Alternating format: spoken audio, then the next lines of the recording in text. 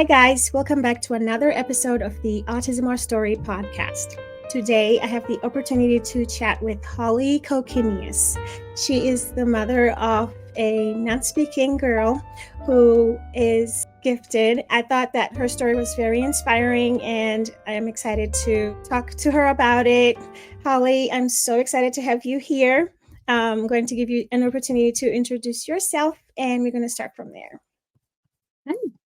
Well, first of all, Nicole, thank you so much for having me on. It's a true honor to be on your podcast. And like you said, I'm Holly Cokkinias. We live in Tennessee. We're near the mountains here, southeastern Tennessee, I would call it. And I'm married to Kyle. We've been married almost 8 years now. And we have 2 children. The oldest is Clara, she's 5.5. And then I have a little boy, Weston, that is 2.5. So, little brother has been good for her, but it's been a big journey. We're staying busy, and we're trying our best every day to help our daughter. And it's an adventure. That's amazing. I'm excited to hear all about it. So why don't we start from the beginning? Can you tell us a little bit about how you found out she was autistic? A little bit about that story. So Clara was our rainbow baby. We had a miscarriage at 12 weeks with our first child. So, I was already, after all that happened, I was already kind of in this mode, I would say, of being hyper aware of everything, whether it was with pregnancy or with noticing autism symptoms. So, we got through the birth. It was actually a bad birthing experience. I won't get into all of that, but that in and of itself was not good. But we got through it. She didn't even have any time in the NICU. So I thought everything was fine. Looking back, I think there was some possible oxygen deprivation, and I've been backed up on that by some doctors. But we started out with that, but she did have the milk protein allergy and things like that. She did not breastfeed well. So feeding was a struggle. I remember putting her on a special formula, and she was born small for a full-term baby, kind of. She was 6 pound, 1 ounce, and, they lose a couple ounces here and there at first. And so she was in preemie clothes for a while. And so just kind of a small baby, but it looked like everything was developing well. We started out just what I would call very typical. In fact, she was so observant. She was so aware. I can remember my dad saying, like, wow, this child's exceptional, or this baby's exceptional. She would observe. She would look around at everybody. So it looked like everything was heading in a great direction. My small but feisty little girl, she had a little bit of sass from the beginning, but everything looked like it was going well. And I should say, so she was born in July of 2019. And it was not until, March 2020 is when all the COVID chaos hit. So when she was only 8 months old, we had to go on lockdown, kind of, quarantine.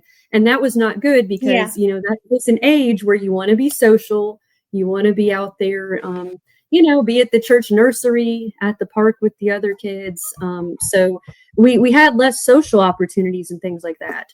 And so maybe I had less of a chance to kind of see what other children her age were doing. Yet I was very aware because I grew up in a big family. I helped with my younger siblings, lots of nieces and nephews, cousins. So I knew what to look for what's typical. I can overanalyze sometimes. And so I have that way about me. But I didn't see anything that would point to autism for quite a while. I mean, this is a child that she was meeting all of her milestones. She had great eye contact. She would smile. She liked peekaboo.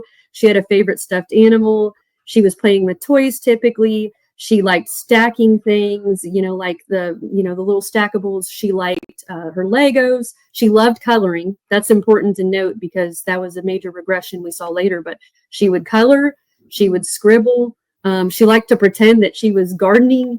She'd make believe with the little tools, and she'd put on a hat and run around and kind of pretend, she was a princess almost, those kind of things.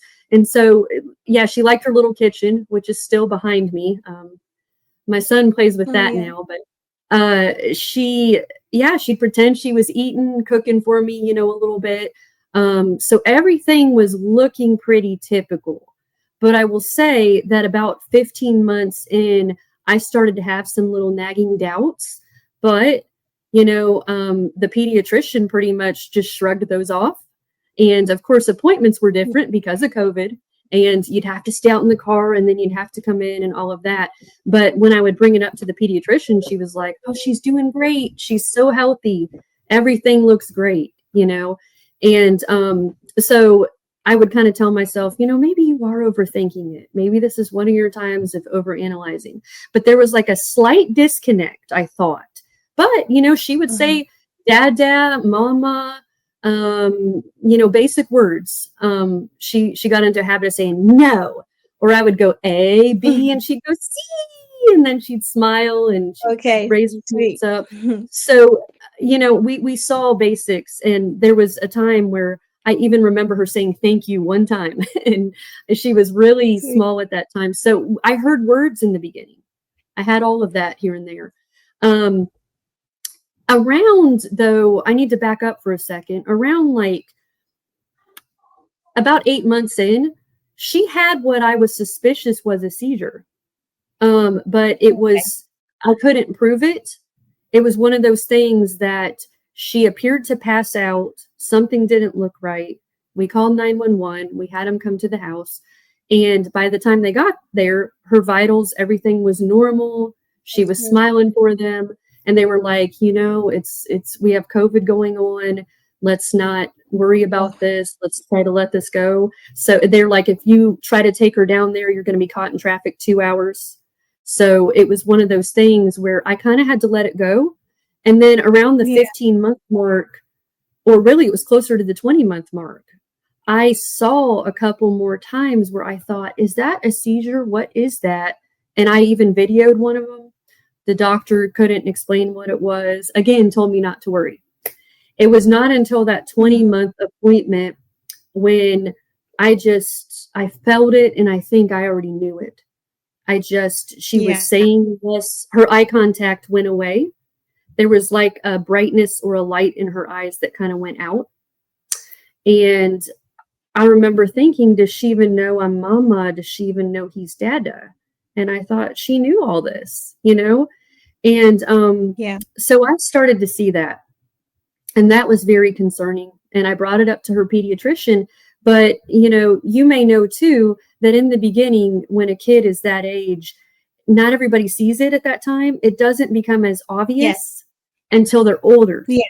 So even the pediatrician again was like, oh, I don't think you have anything to worry about. But she's like, are you worried? Because I said something like, if a child was autistic, would I already know? I phrased it something kind of like that. And she said, I'll never forget this day as long as I live. It goes up there as one of the hardest days of my life.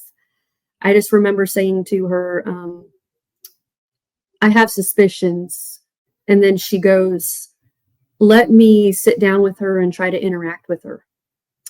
And she had a baby doll with her, but she wasn't really playing with the baby doll. Make-believe was no more. She was just holding the doll because she really liked to hold things. And she tried talking to the baby doll, or, she tried talking to her about her baby doll, complimenting her little outfit. She wasn't looking at her at all. And then she said, will you go over and interact with her? And I remember her looking at me and she goes, she's not making eye contact with me. And she said, I noticed she's not with you either. And it was almost like the life sentence was handed to us then, is what it felt like. Because I knew that autism, was this thing like, no known cause, no known cure, all of that. I knew that. Yeah. I knew right then our life is about to change. This is not going to look traditional. When she was first born, I knew she was going to keep me on her toes. I remember thinking that, but I didn't know that autism was going to be part of our journey. But I should note that I did not have her officially diagnosed until recently. It was one of those things for us. I knew that it was going to just probably be a negative visit for the most part. I hate to say that. Yes. So I dove in just knowing this is autism. We've got to do what we've got to do. we've got to get into these therapies. I can't waste my time with anything that's not going to be fruitful at the moment. So yeah, we got TEIS out to the house, which is Tennessee Early Intervention Services. That was our next step. And so I guess that's kind of how that began for us. We knew, and then we got it validated recently at 5 years old, because we had been doing everything that you would do for an autism case up until, now we know we need to do certain things that we needed the diagnosis for, if that makes any sense. So, okay. Yes. Yeah. Okay. So yeah, things like maybe schooling. Do you think that you might need the diagnosis for an official diagnosis? Yeah. So she's been in pre-K, or she was in pre-K for 2 years through TEIS, but she started with speech therapy through them, and then it transitioned into pre-K. So at first we had a speech therapist that came to our house each week, and then it transitioned into the pre-K at an elementary school. So she went there 2 years in pre-K, and then this year we did make the decision to have her go into the CDC classroom, where it's a little more of a special ed setting. That was a difficult decision, but I had reasons for going with it, and that's what we knew we needed to do for now. And I will say that she actually has made some improvements in that setting, going 5 days a week. That's good. Yeah. That's good. Good to hear. Yeah. Because you're sharing that she was doing speech therapy for a while. How did that go for given that now you know that her situation is different? How was that experience for her? Did she make any progress at some point? So speech therapy, I learned, is, sometimes about a lot more than just verbal, actually being able to communicate traditionally. Now I don't have her in speech therapy currently. I can get into that a little more later, and the reasons why. I have very specific reasons why she's not now. But at the time, the speech therapist that we had, she was just a lovely presence to have in our house, a great person, my first friend in this area, because one thing I didn't mention is we were in Nashville all that time before. And so we moved to this smaller town area that's closer to where my husband is from. So we transitioned. We started with TEIS in Nashville for just evaluations, and then we transitioned out here to this part of Tennessee. So she was one of my first friends from this area. She would come by weekly. I felt like she was my therapist to just sit and talk this out with me. But Clara was she was disconnected from us a lot. She would give the therapist hugs sometimes when she would come, but she would go do her own thing. We would try to get her to participate. The therapist was great and a great person, but Clara was not ready to speak. But what we did do from speech therapy is we did find different ways for her to communicate with us. Like, I can remember she would say, let's find a way to get her to bring a snack to you to open, or to get your assistance for something. So what I did is, she liked this one bottom cupboard. So I remember packing a little snack box. I made it all up with stickers. I called it Clara's Snacks. I put in cookies and things that she liked, and we put it in the cupboard. And so she would bring me that throughout the day to open. Now, she didn't say open. We tried open, drawing out all the vowels and all of them, but she wasn't ready to speak, but she would bring it to me.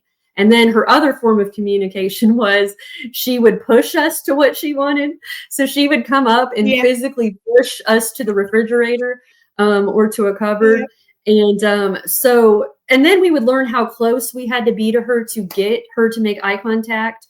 Or, it could be, we would hold the item right up to our face to get her to make eye contact. Yes. So speech therapy did those things for us. And like I said, we made a great friend that became like family. But Clara was not at a point, there was something else keeping her from speaking. And, later I kind of started to piece together, after I found out how much she really did know, which we'll get into that in a minute. I realized that she's got to go on a little bit of a different course here than maybe the traditional that's encouraged. Yeah. Yes. All right. So, okay, now we're getting to that point where you find out that she knows more, you know. So when was that light bulb moment for you where you're like, wait a minute, she has receptive language. She's listening. She's able to Mhm. understand when we talk to her. Yeah, so there was about at least a year of our life, really, I'd say a year and a half, that, well, no, actually, it was closer to 2 years, where, I would try to find my joy. I was trying to have an attitude of gratitude, but I was trying to avoid the feelings of doom and gloom because I knew Clara was Hmm. expressively speech delayed. Obviously, she wasn't speaking. Hmm. Um, other than dad sometimes she would say that, I should say that, and she would babble. She could make sounds, she could get out certain Yes. things, but she was not going to say let's go outside. She was not going to say I love you anymore, anything like that at that time. So it was one of those things where it was I was thinking she's also receptively speech delayed. She doesn't even know what I'm Mm. saying. She Yeah. doesn't know what I'm asking. And I remember asking the opinion of people at the school. I think they kind of were not sure either. She didn't show signs of really hearing you. And I Yeah. remember worrying, does she even know what the letter A is? Like I said, I worried, does she know that I'm mama? Does she know that he's dad? Um, does she know any colors? Does she know any shapes? I remember thinking Yeah. all of that. So we were kind of in doom and gloom. I was, because I thought, how are we gonna what are we gonna do with this? What's her life gonna look like? So the Yeah. light bulb moment came very unexpectedly. Some could call it by accident, but it was divine intervention. It was just one of those things where Yeah. it was time, and God knew, that I needed that. So Yeah. she had gotten almost all the way through her first year of pre-K, and she would make small improvements. Clara has made small improvements every year, but as you know, I'm sure milestones look different for us. We celebrate every Hmm. small win, so it could be the Yes. smallest wins. I was Hmm. just excited that when Daddy dropped her off and walked her up the steps, that she would run in right through the door. You know, I was Oh, just I okay. was Yes. excited for the smallest things. But Yes. I did not know what was coming. So her teacher told me one day, she said, I got these things called busy books, and she said it is the best that Clara has ever focused in my classroom. And so she said, you might want to consider getting one for home, and Christmas was coming up, but I Yeah. was gonna, it was like we were almost, or no, that was Christmas time. So Christmas was almost right there. And so I Hmm. started scoping out Amazon, and then I found these busy books. So if you've ever seen these, you match with the pictures. Yeah. So January and all of that. Yes. A lot of these you're just matching on top of what can already see. But what really Hmm. interested me about this one has a few places that's a little more challenging than some of the other busy books. And let me see, it was a particular page okay, yeah. So there's one missing right now. Ironically, the biggest number. This page right here changed my life. And the reason it changed my life is, so I remember grabbing, like, let's just say I would take them all off. This is one that you Yeah. actually have to think and you have to count, you know? Yes. So I remember picking up one of these and I was like, Hmm. Clara, do you want to try to match that? Where would that go? And at the time, I thought, there's no way she's going to know based on what we've been experiencing. She took my Yeah. hand when I'm holding it and she shoved it like towards the Where answer, it needs to almost go. as if to say, Yes. duh, mom. And she I did not know. take the she didn't take the time Wow. to count. Obviously, she was not like 1, 2, 3, 4, 5, Think. 6. Yes. So Yeah. she kept doing that, because at first I thought, well, maybe that's a fluke. It wasn't a fluke. She did it in the whole book. And so, there was colors. These you have to think on a little bit too, um, and Yes. then the one that really got me, see, there was a pattern one, there's a short to tall. So I found out she knew patterns. Yeah. And then I would have thoughts where I thought, does she have this book memorized? Then I thought, well, if she can memorize, that alone is pretty amazing. Yes. But the page that really got me and made me realize maybe this child knows how to read was this one. So see, you have to know how to read, or you have to have this memorized. So she was shoving my hand towards these.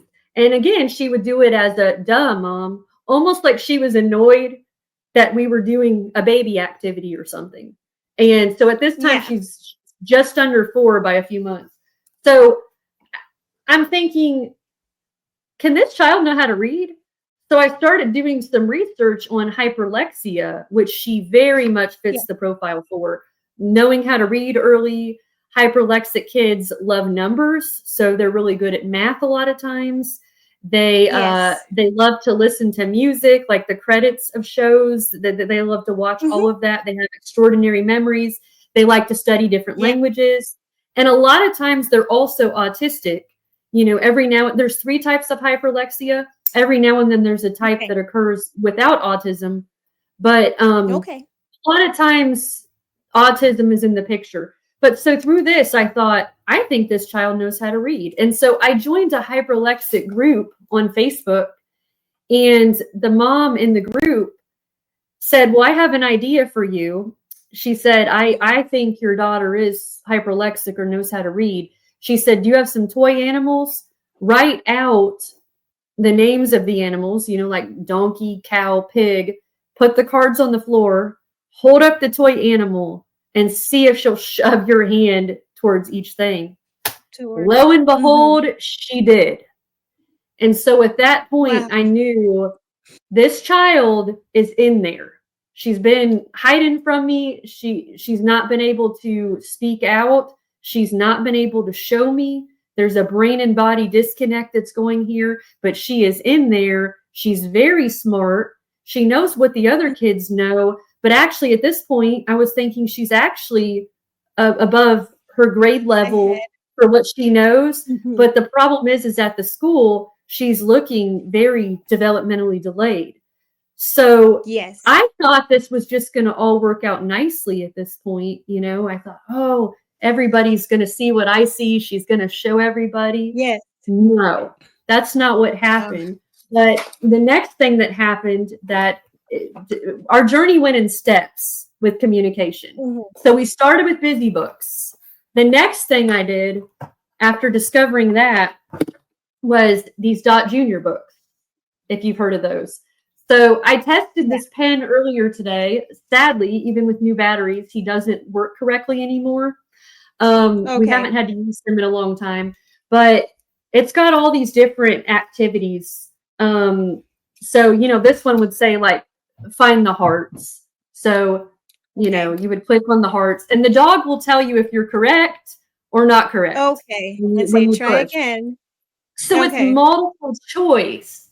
So what really impressed me is she was so quick at these sequences that her mind would work faster than mine. She was just shoving me to the answer like mom, come on. And I'm just thinking, my child's faster than me. And so I learned she knew how to do math through these books. You can see she's probably chewed the corners at some point. She knew math. So I'm just like, this is insane because she aced both of those books. They were pre-K books. And by the time my husband got home that night, we transitioned to, because we knew she knew how to read and how to do multiple choice, we transitioned over to doing things like this. I would say like, what is your middle name? And you know, she would click on what it is. And then I wanted to learn about my daughter. So I'm like, what's your favorite color? And she would shove towards the answer. And so that we didn't make things too easy, we would do like I said, we do like 7, 8, 9, 10 choices sometimes to make sure things were not a fluke. But you can't keep batting 1,000, you know? So we would do that. And I remember with the math thing, my husband was watching or doing it with her, and then he goes, do 10 plus 7. We kept going up and up and up, and she's like, boom, And boom, boom. just And I'm thinking, knows. how am Wow. I going to explain this to the school? Because at this point, she's not doing this for the school. And I was hoping she would go do it for the school, and she didn't. And but that was our next thing was like I said, this. And I remember thinking, she knows how to read, but does she know what I'm saying though? Because at that time I still thought maybe she knows how to read, but she can't make out the words that I'm saying. What is coming out? Yeah. So I will never forget this moment either. It was the moment where she was so excited because she knew that I was figuring it out. I was writing out questions the long way like this. And I remember saying to her, I was like, Clara, do you understand the words that I say or the things that I ask? Like, do you understand me verbally? And I wrote out choices like, I understand some of what you're saying, all of it, none of it.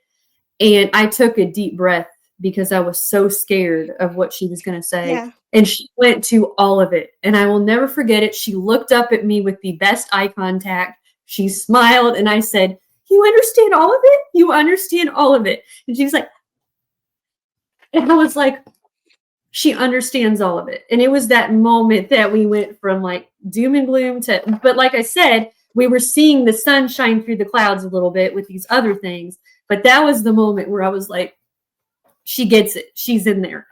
And yeah, I'll just never forget that. But like I said, we went in steps. So for a good year, over a year, we did this multiple choice system I showed you. But I didn't have to write out the questions anymore. I would verbally ask the question. I would say, what restaurant do you want to go to tonight? And then I would write our local restaurants. And I would always put not listed in case I didn't give her her option. And she would click on not listed if I, didn't list it. So we did that for a year. The next thing that happened, that the way we got to spellers that, we'll talk about here was somebody had sent me a link to the spellers documentary, and they showed that kids would point to each letter and they would spell. A lot of times a kid would need a little bit of assistance. It was hard for them to hold the pointer themselves, or they would have to really work with a practitioner for a while to get confident in that. Yes. Well, at that time, I was interested in it, but our system was working. It was last May, so a little less than a year ago. It'll soon be a year ago. I had her at OT. Because she does OT at the school, but she does it outside integrative OT. She was crying from stomach pain, and I knew that because through our system, I was able to now ask, which was a huge thing, to be able to ask, are you feeling sick? What are your symptoms? Does this hurt? Does that hurt? So I would write out, stomach, head, and I'd give her all these choices. It was her stomach. And she was seeing a biomedical doctor that she's still seeing, and he had put her on the gluten, dairy, egg-free diet. So with dietary changes, what it was severe constipation, but I was a little bit concerned. So she was crying hard, and we were already in the city, not far from the ER that I would take her to. So I took her to the ER, and I'm sure you probably understand this. The only times sometimes to even remotely relax can be in a waiting room. But if you have all your kids with you, you can't. I mean, I relax when my car's getting worked on. It's the only time, right? So we were in the ER just kind of waiting on the doctors. And so I looked for this to bring it in to show you, but I couldn't find the exact one. This is what they brought her brother to play with. Just this little green dinosaur. So they brought her a purple one because I could see she immediately had interest in having a toy. But like I said, she likes to hold stuff. She doesn't always play with it traditionally, but she likes to hold it. So they brought her a purple dinosaur. And I could just tell she loved this purple dinosaur. And so I asked her, I was like, did you give your dinosaur a name? And she clicked on yes, because sometimes we do a lot of just yes and no for basics. She said yes. And I said, would I be able to guess the dinosaur's name? Because I was thinking maybe she named it Rory or Spiky, or she was like, no. And I got a little sad for a moment because I thought, I like our system, but I could stand here all day and try to guess the name of this dinosaur. And she told me it's not going to be easy to guess. It's something she has created. So I thought, I remember the Spellers documentary. Is there any way she could spell? There was a coloring page there that her brother had colored on. And by that time, my husband had came and taken our son home. And I thought, I'm going to write out the alphabet and we'll do our usual system, see if she will point to each letter. And I wrote it out. I took a deep breath, just like I did that time when I asked her if she understood what I was saying. And she led me to each letter. But at first I thought, is what she's spelling a real word? Because it was A, F, U, L, L, U, V, U. And so I asked her, I said, a full, is that how you pronounce that? She's like, yes. And so we went through her questioning system more, and I found out it means I'm full of love for you. So her creative little mind had come up with that. And then I tried some other questions, and she would spell out the answers. So we went from, we quit with our multiple choice at that moment. And it's kind of humorous, honestly. I walk around with this purse that's a mess. Like, I envy the moms that can be super organized while they're on this journey, but I can't be. So I'm going out with random objects, looking for any writing utensil, looking for any pointer, because she has to have a pointer. I mean, I've had times I've had her use the essential oil bottle as a pointer, or the lotion bottle. Because something. So but I keep this yes and no thing on my purse, on like a piece of cardboard, and it's our basic questions. She'll be like, yes, no. And so that's our system we've been using. Now, unfortunately, so this is the next detail, I guess. This has been a long journey, as you can tell. So we transitioned from that to, I thought, I don't want to write out the alphabet every time. I don't want it on a piece of paper. What can I do? So I went to Walmart and I got a puzzle letterboard. So this one is still new and in plastic wrap. The other ones are colored all over. This is my extra that I don't let the kids have. But for a while, I left the plastic wrap on it. Well, little brother he'd open it up because he loves letters and he enjoys the alphabet. And then he'd scribble all over it because he's at that age where he loves scribbling on everything. So what I did is I ended up super gluing all the letters down. And this is what we use. So you'll see in Spell to Communicate, sometimes they look like stencils where they'll put it through. She uses this. So her little system, if it's a very simple question, I'll say, are you tired? She'll go to Y for yes. We just keep it simple. That's it. I'll say, are you hungry? No. And then if she's typing a sentence like, I love mommy, she uses the X as a space. So because, we have to use that sometimes, but not a lot. So she'll go I, space, LOVE, space, YOU. And so that we take the board everywhere. It's at the school, but she doesn't do it for everyone. And again, that's what's hard about Spell to Communicate is if the child is not doing it independently yet, an outside person that doesn't understand autism, or maybe even somebody that sort of does, they're going to think, oh, the assistant's leading their hand to the answer. No, the stuff she spells in there, I would not come up with in a million years. She has a different cadence, and the stuff she says, it just, I have no idea what she's going to say. It's, we don't talk the same. We don't write the same. I've been a writer my whole life, and I do not talk like my daughter talks on that board. So it's hard to explain to people that don't understand, but it's like a kid that has training wheels, like I said, they're just not ready to ride the bike without the training wheels. So we're at that point. It's a little bit of a frustrating point, but every day I'm grateful that I now know if she doesn't feel well. I now know her preferences. Yes. Which dress would you like? The other day at Costco, we picked out an Easter dress. I gave her 3 choices. It was funny because she went with my third choice.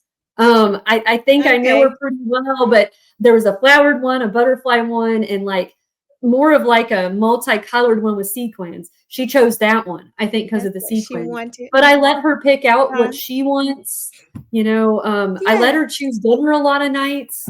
And we know her preferences now. She's got preferences. She's got goals. She's got desires. And she lectures me on that thing. I am telling you, she told me yesterday, she said, stop worrying about stuff.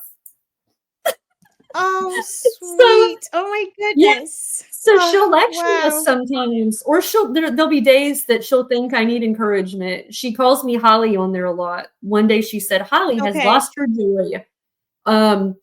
She's told me, Holly is good at being a good mother. Holly is a never give up person. She trusts God even in times of trial. She I don't know, it's amazing, but I want everybody else to see it for what it is. And because I'm her mom, because I'm with her all the time, I pull it out of her.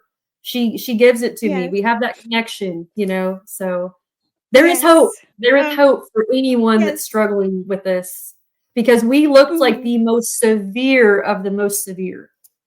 And all that time, she knew. Yes, she knew. Wow. Yeah, it's amazing. Yeah, everything you've shared is absolutely amazing. I have actually, when you shared with me, I took notes on all your strategies. I'm yet to finish putting together my busy books. I did try writing out stuff and it works. So when we were talking on the phone the first time when we were connecting, I wrote down, I want an apple, please, and I want to listen to music. That was an option. I didn't know what he really wanted in the moment, and he touched, I want an apple, please. So he can read. So we know now that I knew that already because he can find his favorite show on the laptop. Yes, that was Clara. Yeah. So, but seeing that, he can just even read my handwriting. So like your strategy is something so simple that you might think anybody might already do, but we never think of that. So I'm hoping get really creative sometimes. These kids, we have to be creative with them. Nothing is traditional. And with another kid, the things that may be 2 or 3 steps for us, it can be 30 steps to get there. As you can see, I went through this huge process of getting to our spelling. Now we had to start with a busy book, and it kept going from there. So it's a process, and we got to be innovative. So yes, absolutely. And lately something just told me, get him to hold a pen like this because he's not ready for writing. I don't know what made me think that he could write. I was like, get him to try to write his name. Try it this way. And but I have to be holding his hand. I'm letting him do it. People might think I'm doing it, but I don't have to prove anything to anybody. So anyways, I'm holding his hand, just holding his hand, and he's doing it. And so, but something told me to hold his pen like this instead of this. And he does it better. Like I'm just making sure, I'm teaching him right now to just put the force on it. And he's writing his name like that and writing apple. Those are the only things. I have the papers upstairs, but I'm very excited for that and everything. So I have been using that method since you shared with me, and it's been working. So anybody that's listening, hopefully you try it too. And I hope you get some breakthrough. Yes. You know what's so funny when you were talking about holding like this? So funny story really quick. When I was in kindergarten, I wrote, and I always had decent handwriting and I would color, but I would do this at home. And my mom kept trying to get me to hold it, more like this. Yeah. And I'll never forget my kindergarten teacher. I was just one of those quiet. I was so shy. I was a shy kid. I would talk a lot at home or to people I was comfortable with, but I would just kind of go mute when I was in a classroom. Definitely a lot different than autism, because I was very, I didn't have the struggles my Clara has, but I was very shy. And so I wanted to listen to my teacher. I wanted to please her. And I will never forget this. My kindergarten teacher came up to me and she was like, "Holly, your coloring is so pretty." But she said, "Would you like to try to hold your crayon like this instead of this?" I listened. And so ever since then, I held it, the original way that my mom tried to teach me. And I remember my mom saying, "Oh, I've tried for so long." But of course, she was just glad that I listened to the teacher. But I wonder with Clara, we probably need to start with this. So you're making my wheels turn, because that's how I started. Hey, I think that's a great idea. Like I said, Clara used to color. That was one of the things that's been hard for us, is when she regressed, the coloring and the scribbling kind of went with her. What's crazy is right before she started pre-K is when she decided she wasn't going to color or write anymore. Even our first IEP meeting, she was scribbling in that meeting. And then as soon as she started school, she made them do hand over hand. And she still, for the most part, requires hand over hand. And it's crazy because she had that skill. And now I don't know if it's avoidance, but I think it hurts a little. But in her OT, I've been seeing her, it's at the table because she struggles with eating utensils too. She'll sit there and she'll just go like this. And I was concerned at first. I thought, is this a neurological issue that I'm suddenly seeing?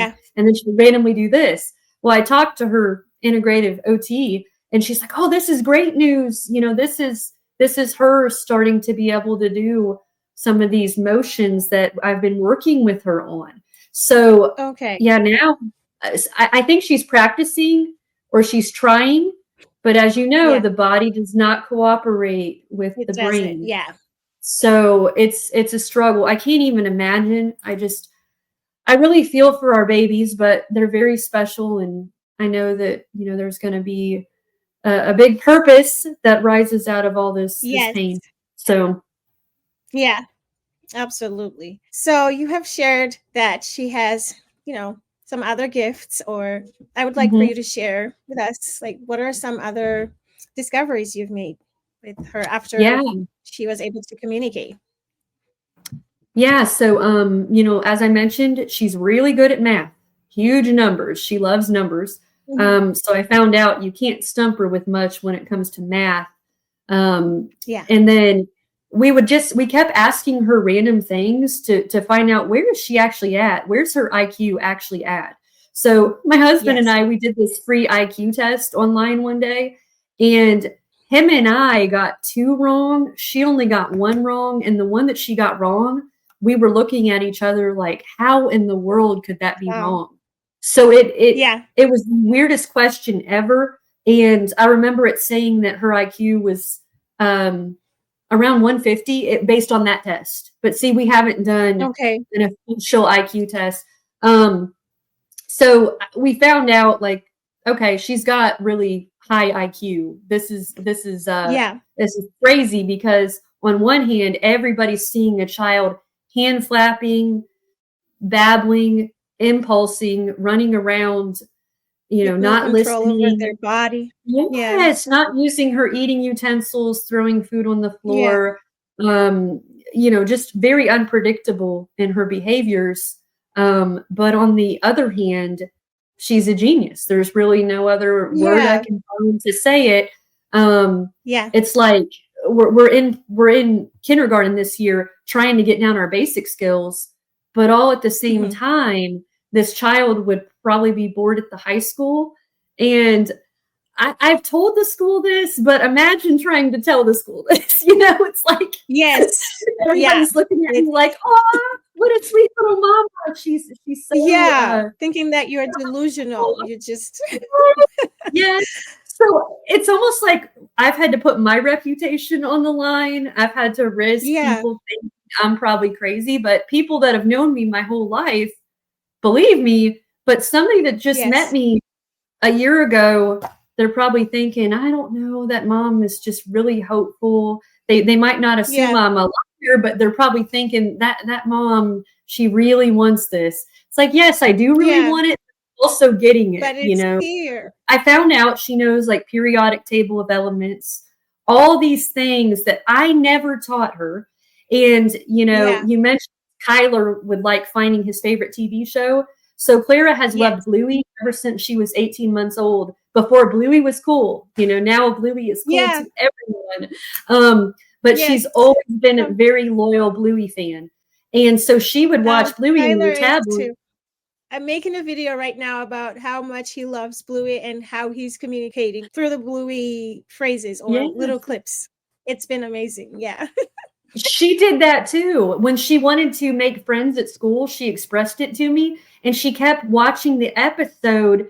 Is it Jack that has like ADHD? She kept rewatching that same clip where she said, I wasn't really good at making friends, but one day that all changed. And that got to my heart because Jack was learning how to make friends. And it was at that same time that she told me that she wanted to make friends. And, that's like a very emotional mom, but she kept replaying that clip. And I asked her, I was like, Clara, are you trying to learn from Jack how to make friends? And I tried to explain to her how to make friends, which thankfully kids have always been so sweet to her. But I always told her, you want to go up and join the group. You don't want to take away what they're doing, but you want to join in and be polite and share and take turns and, that kind of thing. But she would run it back to the clip she wanted, and she would study the music. Well, I found out this child knows like music theory. I mean, I had a little bit of musical background, and I was a songwriter, kind of more of a lyricist, though. Clara, she knows music better than I do. And see, when she was a baby, she wanted to listen to like Mozart and Bach because she had the little baby Einstein recorder. Well, it makes sense now because she still likes that. And, that kind of music is healing. It's to deal with the hurts. So like, it's good for the mind, it's good for the, the body. So Clara still likes classical music, but the most amazing discovery I made during that time, like I said, we asked her a ton of random questions because we thought, what does this child not know?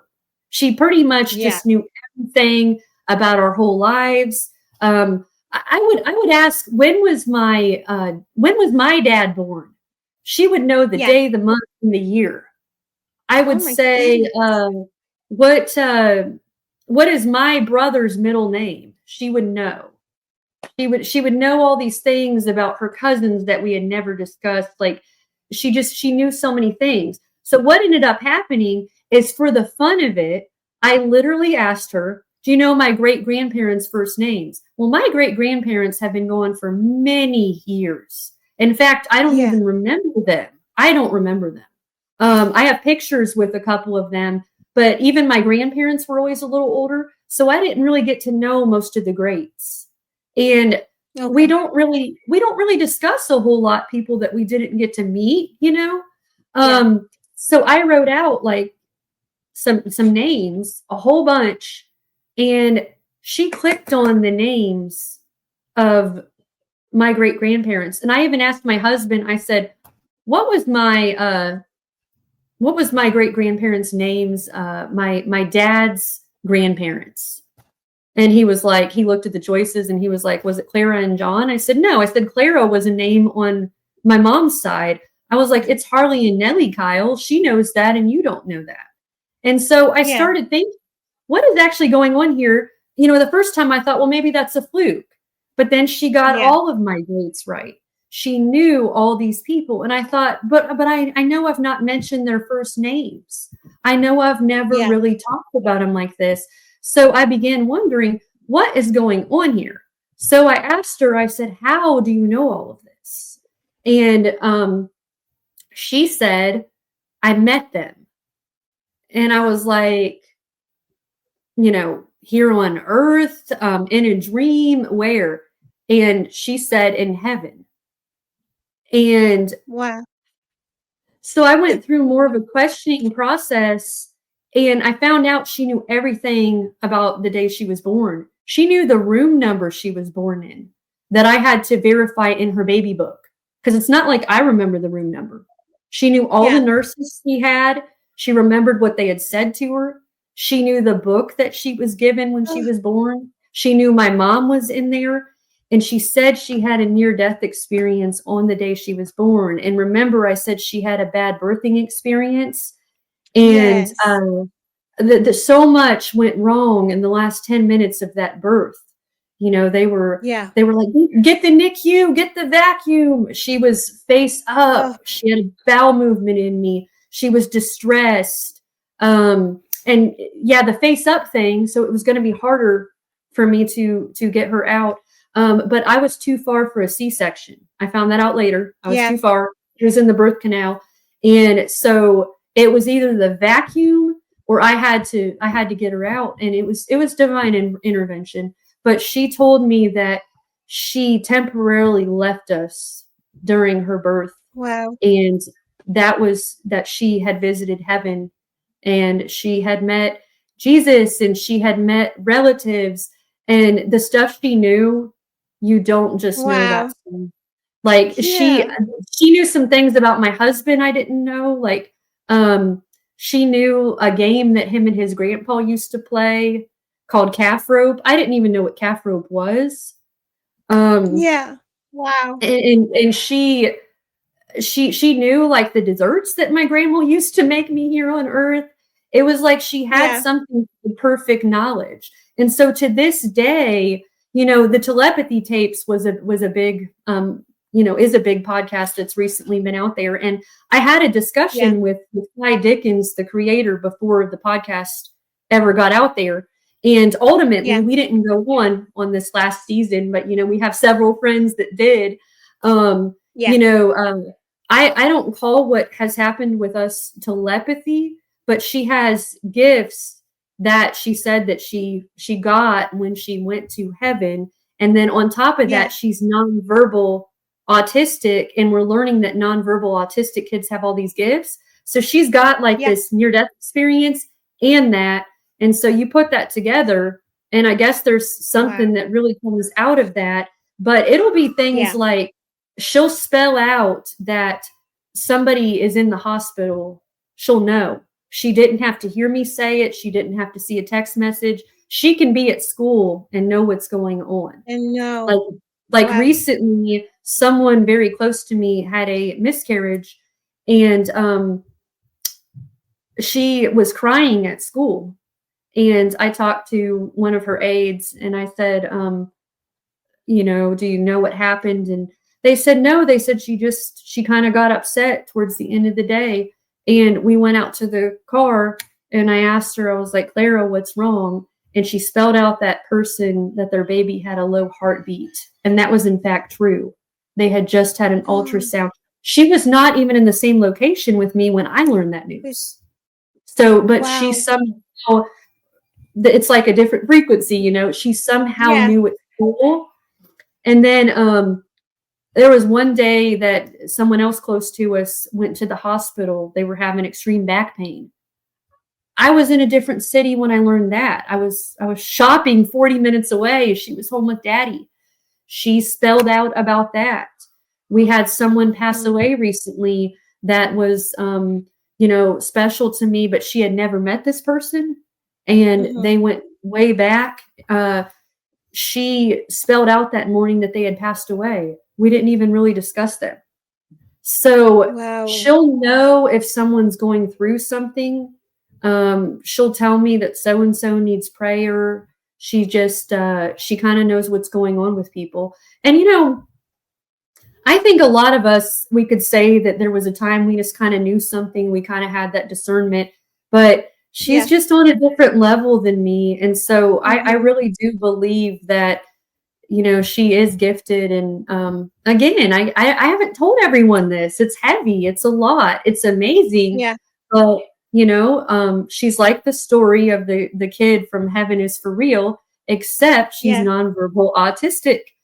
And but yeah, so it's one of those things that I try not to ask her too many heavy questions because she's a child, she's 5, but she voluntarily, I could just go up to her right now and say, is there anything you want to tell me or share with me today? She might spell out, you need to pray for so and so. And it's that kind of thing. She's very spiritual. She knows the Bible, stuff we've never taught her. So, I have studied near-death experiences, and I have heard that a lot of times when someone gets close to death like that, or they temporarily leave us, however that goes, they have special gifts when they're here with us, and they're told that it's not their time to stay. And she said that. And, my mom was in the room the day I had her, and my mom has told me, she said, I was in there and I've never seen, my mom's had 5 children. She said, I've never seen anything like your birth. She said, I absolutely believe that she went to heaven for a little bit. Because she's like, with what I saw, she said, there was a time I was worried I was going to lose both of you. And so it's one of those things. It makes sense. It adds up. She never coded, but neither did Colton in Heaven is for Real. So we can't always explain these things, but we knew she was distressed. We knew we were having to get the NICU and the vacuum and all these things, but she definitely had an experience during that time. And so Clara is a very special child, and people love her, but most people that meet her, they see her dysregulated. They see her, she's the kid that'll run up and take your coffee and start drinking out of it, even though, it's not socially appropriate to do that. Or she still choose things, when you look at her behaviors, it doesn't seem like it adds up. But other parents, that's why the Telepathy Tapes podcast was validating, because these people understand, they get it. What you see is not necessarily what you get. So absolutely. Yeah, I feel like that's one thing that the Telepathy Tapes came to do for not just parents with children that have these things happening, but for parents who have just autistic kids that they have probably haven't noticed. I don't want to say that they don't have those experiences, but not yet. It just helps to have that information.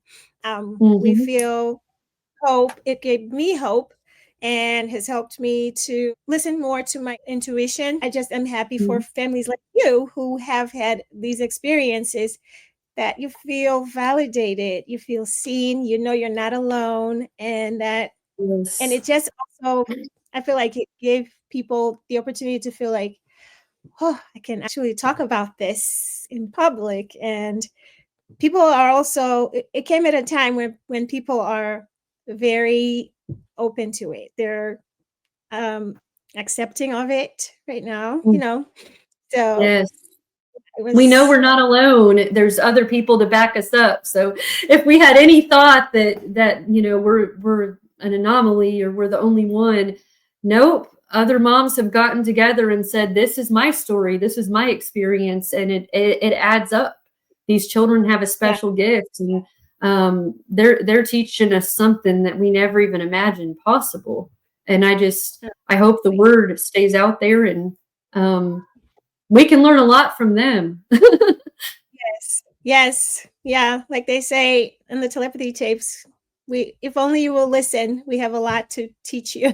Yeah, she's definitely shared a lot with me about everything from, what it's like to be autistic, to feel not heard. She said something to me one day, like, how is that? People that, and I'm paraphrasing here a little bit, but people that speak are sometimes overestimated, and people that don't speak are often underestimated. And she was sharing her frustration about that, and how she didn't always feel that she was understood. And I guess one of the moments where it really clicked for me that I'm doing the right thing for her is it was in that same writing. It was like a big paragraph where she wrote a bunch of things or, spelled a bunch of things out. She said, "Mommy, you've proven who you would save in a fire." Oh, and my that was goodness. that was a big moment for me. She was speaking about how I've advocated for her and how I believe in her. And that makes all this worth it.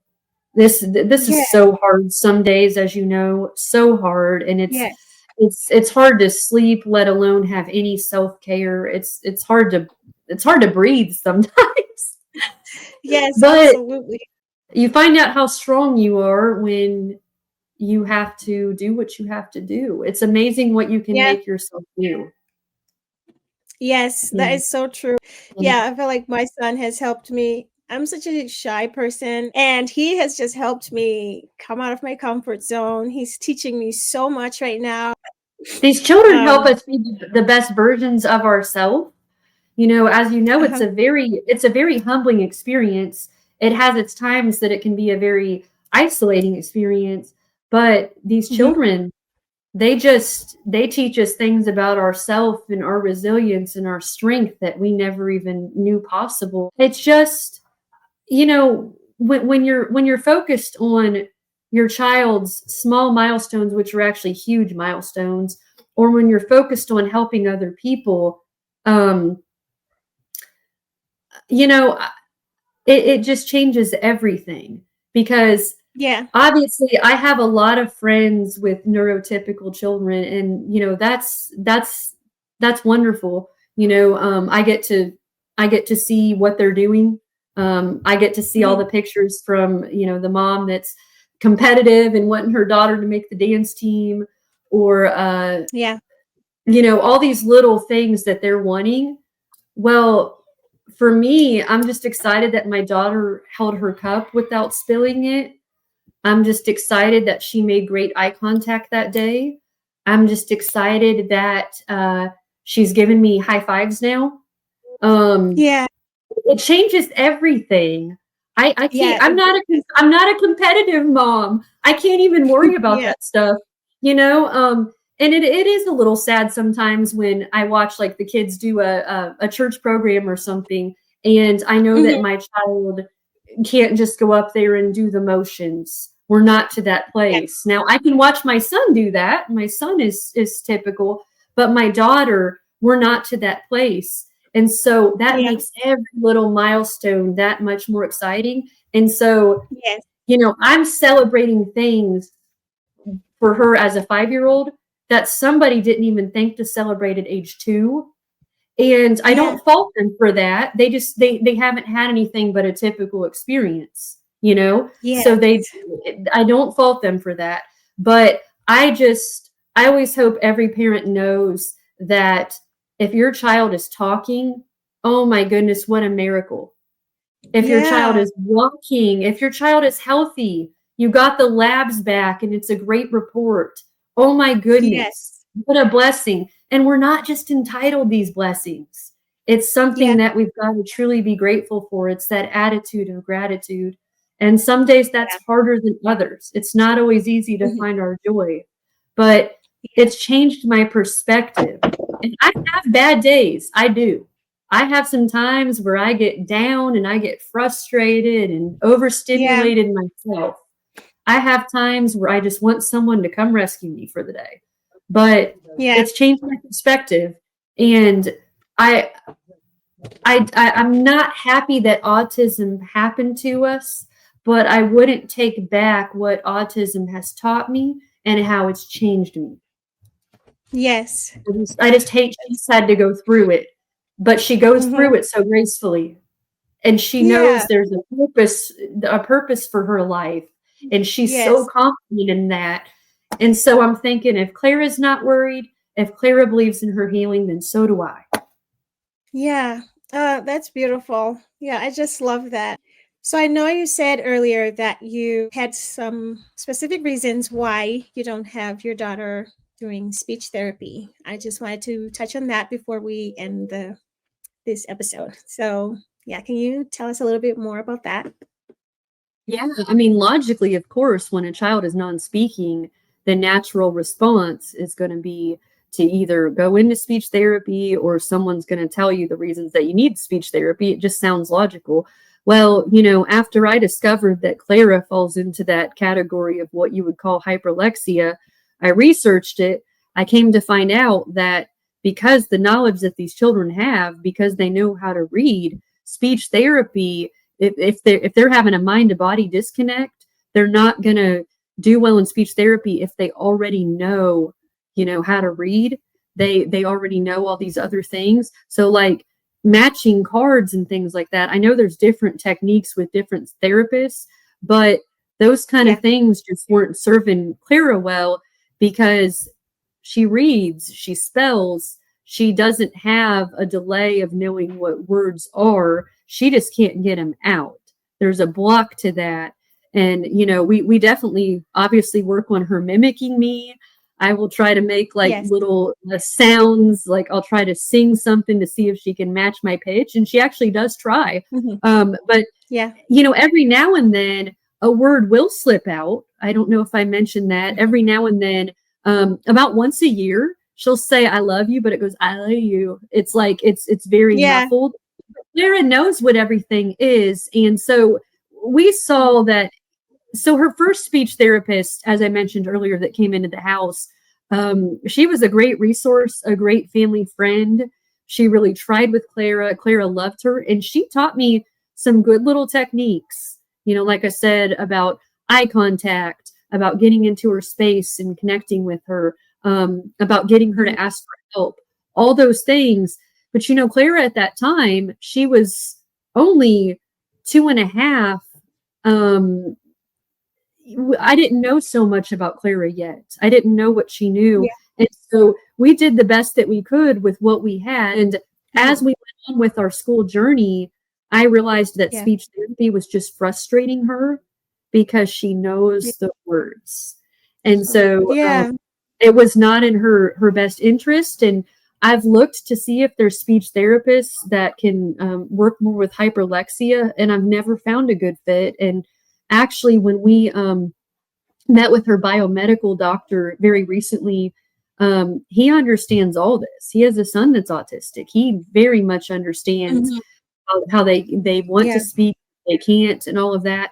And near the end of the call, even though I didn't say anything about speech therapy that I can remember of, he said, "Don't put her in speech therapy." He said it's not what she needs. And he said he was talking about a boy that he used to meet with that spelled for him. And he said, he asked the boy, "Is there anything that you would want the world to know?" And the boy spelled out, "I know what a ball is." So when the child does not have some kind of a cognitive delay, it's something different going on with them. It's not always the best route. There's obviously a need for speech therapy. I'm definitely not disputing that, but it's not a one size fits all. And so although it doesn't make sense to people, I just know that it's not the best thing for Clara. And so instead, we have her with like an integrative OT, and we do these other outside therapies to open up those pathways in the brain. I guess I didn't mention earlier, we even did things like neurofeedback therapy. We do all these things that encourage language, and we're about to start some new supplements and some carnitine. We've used carnitine before, but and we just started B12 injections. We're doing a bunch of things to encourage language so that she's able to get out what she already knows. And so, that's one thing I wish the world did understand, is not every therapy is for every child at every age. There's a time and a purpose. But I feel like for Clara, we utilized that appropriately at the time, but I don't feel that it's the time for it anymore. So I went with that. I went with that mom, feeling on that mom gut feeling. So and she's told me not to put her in it. So I think it's very important for us moms to follow that feeling, because it definitely is there to guide us, take care of all of our children, but especially our, these special souls that are here that Mhm. need extra, we need that. So I've always thought that mother's intuition is the spirit working with us. It definitely is the spirit working with us. And I'm glad that you're following that feeling, because it is guiding you towards what is best for your daughter. And Yeah. it might not, like you said, it might not make sense to anybody else, but as long as you just know it feels right, and that's what you need to do. Yeah, Mhm. I Because what's definitely right have. for Clara may not be right for Kyler, and vice versa. Yes, So I can't even yes, come to you, like if our hyperbaric chamber therapy goes well, I can't come to you necessarily and say, Nicole, this is exactly what Kyler needs, because maybe Kyler needs neurofeedback therapy, or maybe he yes. needs something entirely different. So, these kids, they all have different symptoms, all different struggles, and it's a matter of finding out what each kid needs, and they don't all need the same thing. Yes, absolutely. Yeah, what I feel like for us mothers with, our kids with that are non-speaking, it's that's the spirit, tells you what is right for your child, always, like what you shared with me. You shared with me different strategies, but some of those were like just felt right for me, and those are the ones I'm holding on to. And look, they're the ones Good. that are working. Like I've already shared with you, it's working what you've Yes. shared with me. I'm so And glad. so yeah, that's just how it is.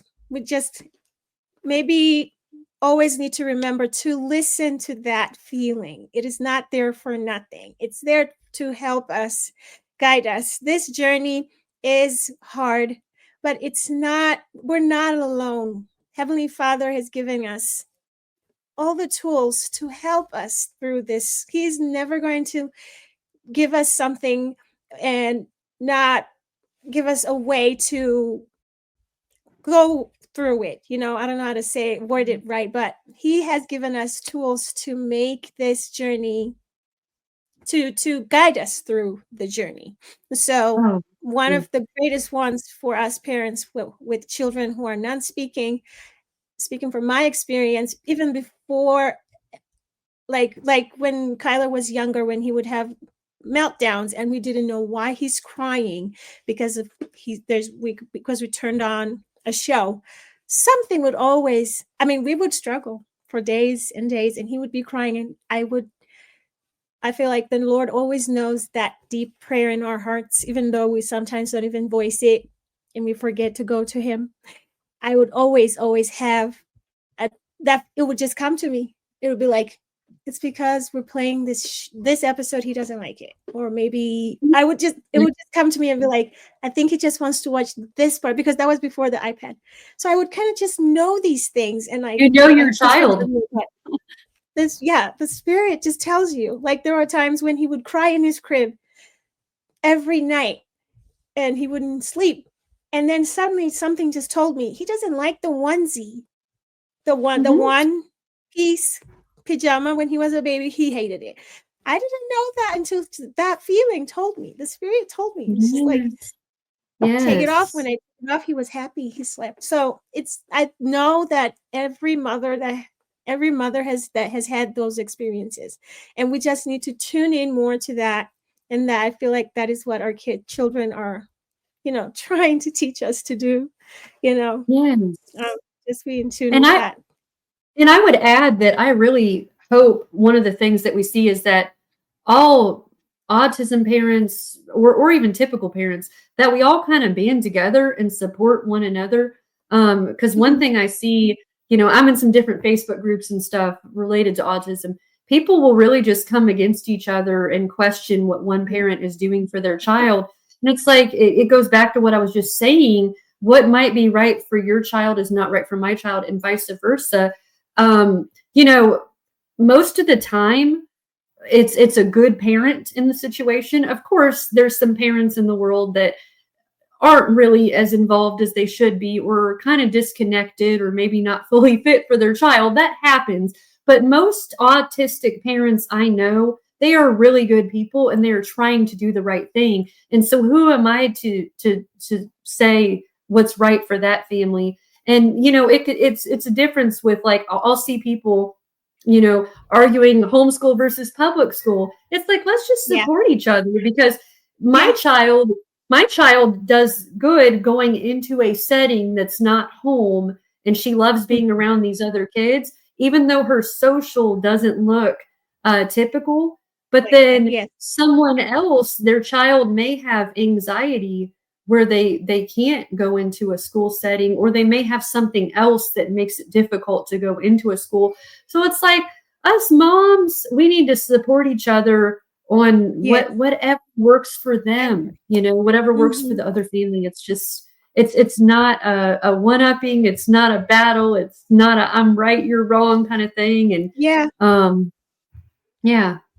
absolutely. It's already hard. Let's not make it harder, right? Yeah, I know. We just need to be there for each other. We all need to feel peace. It's hard. So yeah. Yes. Thank you so much for being willing to share your story. You have a beautiful story and so inspiring. Everything you've shared with me has already started to help me with our son. And I just know that others will find it just as inspiring and helpful. I hope so. That's the goal. That's why I decided to be brave and share it. And like I said, this is the first time really publicly sharing our story like this. You know, because we moved from Nashville right as this was going on. So the town that we live in now, everybody who knows us, they know that autism is part of our struggle, but not everybody from my earlier life does. I've kind of held it close to my heart. I've protected my daughter. I kind of waited for that right time. But yeah, this is no new news to the people that have known us for 3 or 4 years, but it is new news to some people. And so thank you for just giving me the honor as well to be on your podcast and to do it here, because you've put me at ease, and you've made a difficult subject easier to talk about. So I'm so grateful. Yes. Thank you so much.